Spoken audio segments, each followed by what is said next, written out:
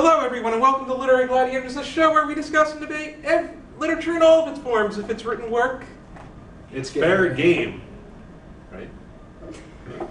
I'm Larry. Now, research shows that people they discuss best when they know each other. So, I'm going to ask everybody on this panel to tell me their name, their major, and their favorite food. What about the social security number? Too much? Never mind, skip it. Like, I'm going to tell people my social security number. I would, yes. So, Charlie, what is your social security number? I don't know. Let's start with this side of the panel. For me? Hi, I'm Larry. I am a computer science major. And my favorite food is... I can't pick one. Neither can I. My favorite food is everything. Yeah, seriously. I'll go with a nice juicy steak. My name is Breanna. I'm an international studies major, and I love veggie pizza without cheese.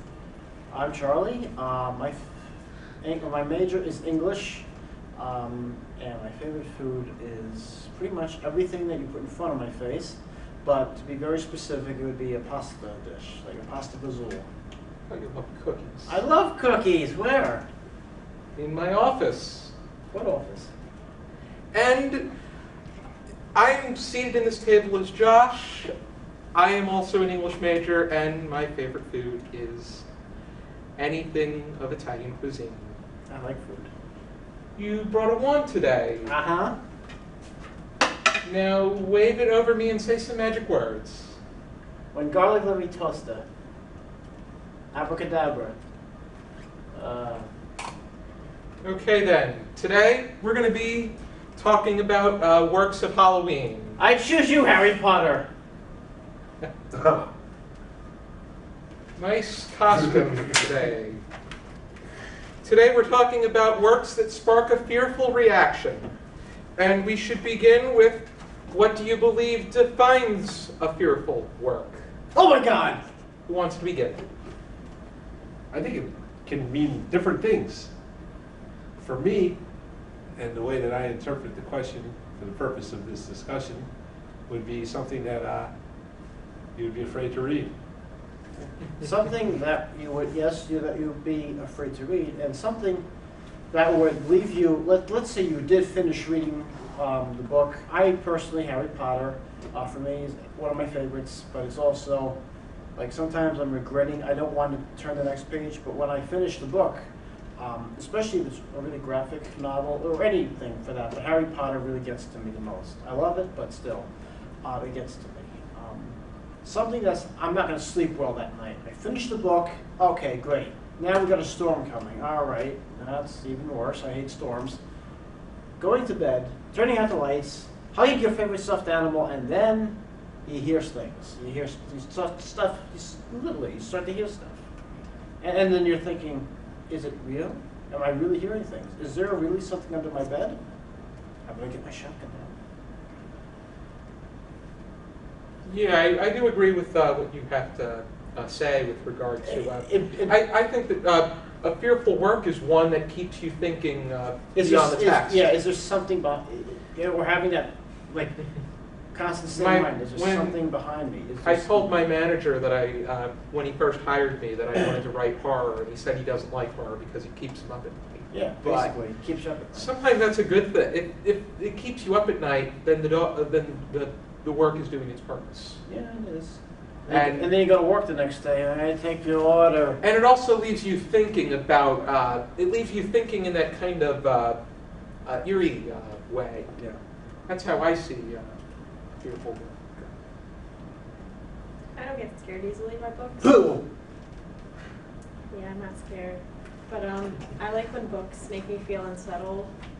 That sort of thing, like The Silence of the Lambs. Like, it's not scary, but it's kind of, I don't know, makes you like unsettled. Or I haven't read them all, but Stephen King's work. I think that's a good example. Those are good examples. So, yeah, the way those books would make me feel. Pet Sematary. That's probably the one that has done the most to leave me thinking. Cujo just left me feeling as if I got punched in the gut. When I was a kid, somebody did a book report on Pet Cemetery, and it scared me.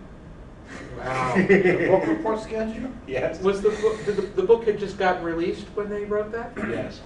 Yeah, it was pretty new, and yeah, it scared me pretty bad. But I scared easy when I was a kid. Everything Boo! scared me. Hmm. Not when I was a kid.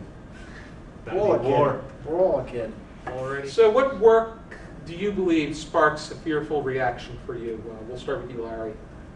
The book that definitely I found the most difficult to read because of the gore described within would be American Psycho by Bret Easton Ellis.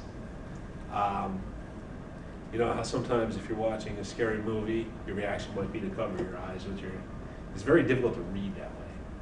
But I found that was like, I mean, seriously, like you kind of like, you don't want to go on almost because of the fact that the stuff that's being described is just so graphic and so disgusting and so disturbing. So, but then, you know, you can't help yourself at the same time. So that's my work. That's what I'm picking. I've heard of that. I've heard of that plenty of times. It will be what you're saying about it, and that the scratching across the board that it presents. Definitely check that one out. Oh yeah. Perhaps put myself in for an experience. Plus, it's just brilliant satire too. So I mean, I would recommend the work. It's based on that as well. I mean, it's about the '80s and how kind of yuppieism, if that's a word, is morally kind of bankrupt. It takes on that kind of theme. So yeah, it's definitely interesting. It's complete satire and yet vividly graphic. What's your work, Bree? As I said, I think The Silence of the Lambs by Thomas Harris, that entire tetralogy in general, because Hannibal is just a twisted, messed up cannibal, like what he does, and even though it's like twisted, I really like his character. And when I first read it, I was a little bit younger, so it kind of like put me on edge, but... You read the rest of the series as Yep, well? I read them all. My sister's into the Hannibal Lecter series. It's very good. And would you say the Silence of the Lambs is the creepiest of the entire? Hannibal Rising is also it's also another graphic kind of novel. The things that Hannibal does as a young boy, he's just ruthless. He like just kills people left and right. So it's kind of disturbing in that sense, I guess. But also, like on a side note, I think Edgar Allan Poe's The Telltale Heart, as a high school student, was really something that like the entire class was like, oh, this is pretty creepy. I remember talking about that. The idea of cutting up a dead human body and then hiding it under the floorboard. It's definitely, if that was real, that would be very... The idea of cutting up a piece of the floorboard was existent back then. If we ever go over this episode on its own, I'm definitely going to bring this up again, but it was inspired by the people used to cut little a spot in their wooden floor so they could hide their money in there. Oh, yeah. Edgar Allan Poe had this creepy thought of what if we chopped up a dead body, or what if we chopped up a body and put it under the floorboards? Yeah, that makes perfect sense. That's one of the creepiest what ifs Yeah. I could possibly think As I said earlier, with my really stupid imitation of Harry Potter, I like Harry Potter, but I also, what gets to me is the dark magic, the dark arts, the Forbidden Forest. I mean, if I was ever in a Forbidden Forest, I'm going to want a few things with me that probably I can't say on camera right now. But it's just, mostly it's about like Snape, Professor Snape. I know it's all acting and all, but what He Who Shall Not Be Named. Alan Rickman did a quite he did. phenomenal job. He did, yeah. Severus. He did, wonderful acting, but you know, like I said, more dark. The Forbidden Forest, which in real life is probably a green. Well, I'm going to spoil it for you, but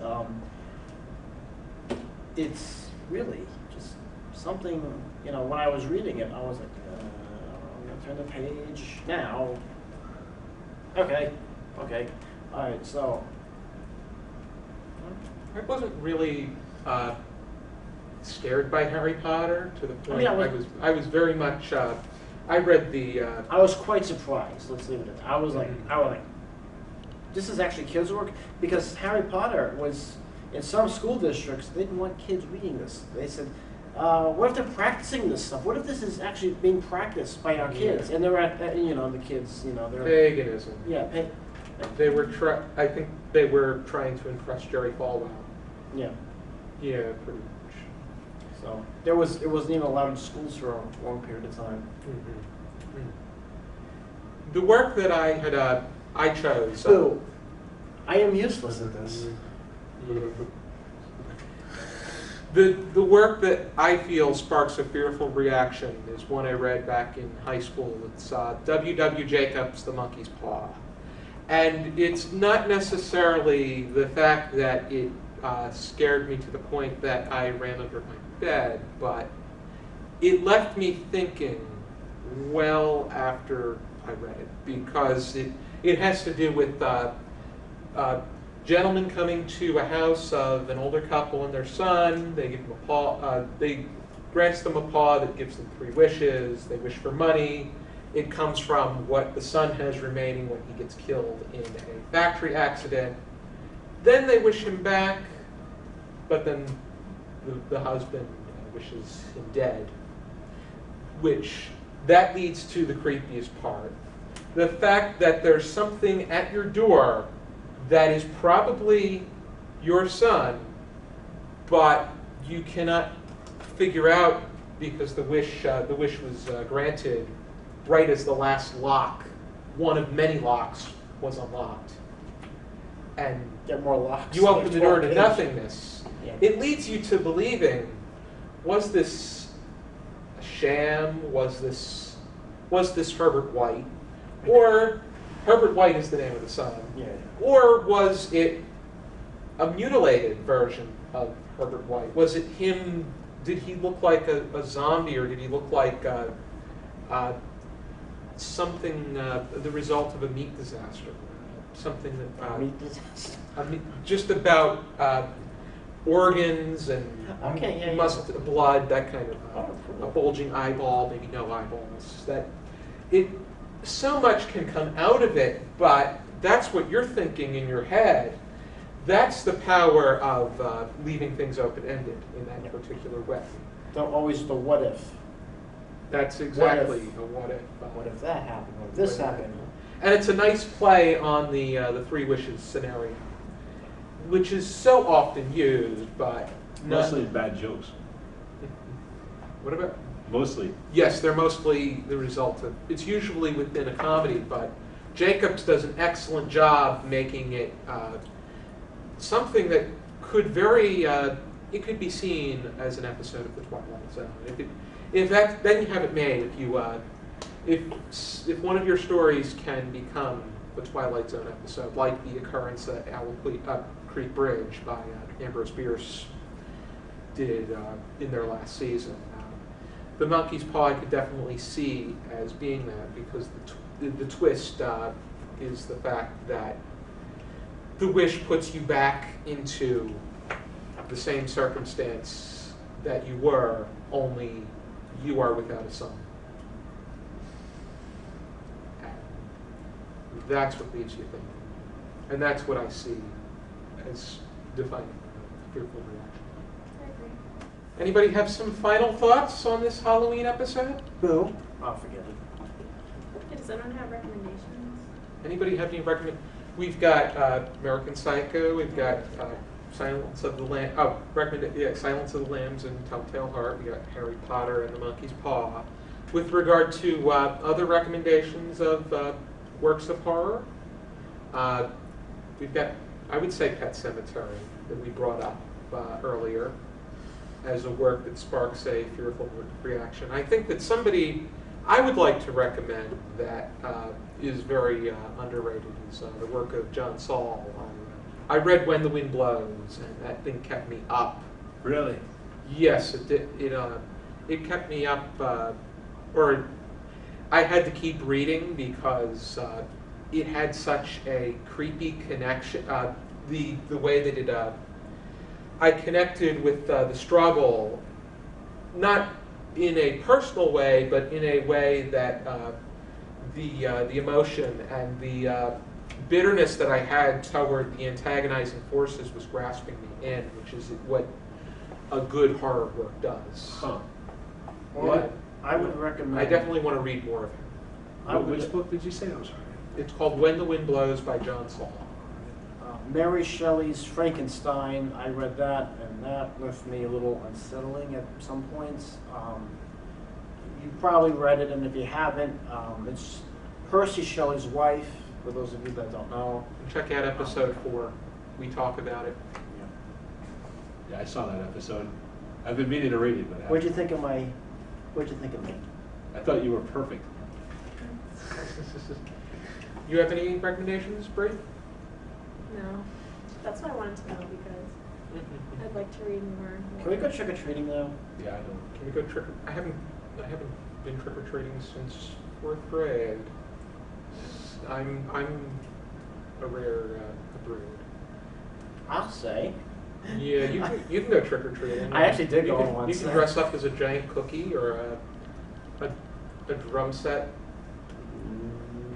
I actually went as a cop once, and the But you the could person find- was like, "Please don't take my drugs." I'm like,